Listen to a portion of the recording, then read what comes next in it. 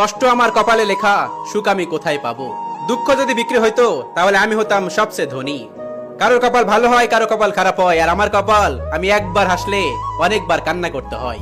আমাকে ভুল বোঝার মানুষের অভাব নেই, কিন্তু আমাকে আমার মতো করে বোঝার মতো একজনও নেই।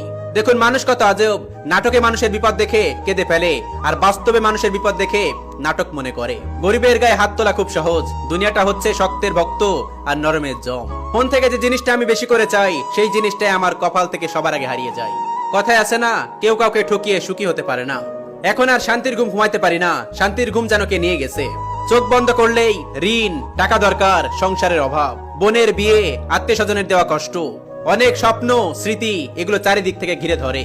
নতুন করে কোনো কিছু পাওয়ার ইচ্ছা নেই আমার, শুধু আমি আমার আমিটাকে যদি আবার নতুন করে ফিরে পেতাম।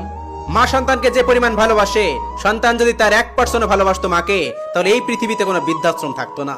আমরা বাস্তবতার কাছে অসহায় ভাই, ওই যে মধ্যবিত্ত। তাই কোনো মানুষের পিছনে পাগলের মতো ছুটবা না, মনে রাখবা মানুষ কিন্তু বেঈমান। অন্যের টাকায় বিএমডব্লিউতে চলার থেকে নিজের টাকায় রিকশাতে চলা অনেক ভালো। দুঃখের রাতে ঘুম আসে না, কিন্তু সুখের রাতে কেউ ঘুমাতে চায় না। কি আজব, তাই না? কাপড় হয়ে গেল ছোট, আমাদের লজ্জা চলে গেল। রুটি হয়ে গেল পিৎজা, আমাদের শক্তি কমে গেল। ফুল হয়ে গেল প্লাস্টিক, সুগন্ধি চলে গেল। মুখে লাগলো মেকআপ, সৌন্দর্য চলে গেল। শিক্ষক হয়ে গেল ব্যবসায়ী, শিক্ষা চলে গেল।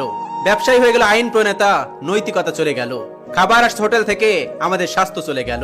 টিভিতে শুরু হলো সিরিয়াল, সংসার অশান্তি শুরু হয়ে গেল। তালা হয়ে গেল পাসওয়ার্ড, নিরাপত্তা চলে গেল। পরিবার হয়ে গেল সোশ্যাল মিডিয়া, আত্মীয়তা চলে গেল। টাইম পাসের জন্য চলে এলো মোবাইল গেম, চোখের পাওয়ার চলে গেল। এটাই হলো বর্তমান সমাজের বাস্তবতা। মানুষকে ধোকা দেওয়ার হাজার পদ্ধতি আছে, তার মধ্যে সবচেয়ে খারাপ পদ্ধতি হলো মানুষের মনে ভালোবাসার জায়গা করে তাকে ধোকা দেওয়া। মানুষ মৃত্যু থেকে বাঁচার চেষ্টা করে, কিন্তু জাহান্নাম থেকে না। যদিও মানুষ জাহান্নাম থেকে বাঁচতে পারে, কিন্তু মৃত্যু থেকে না।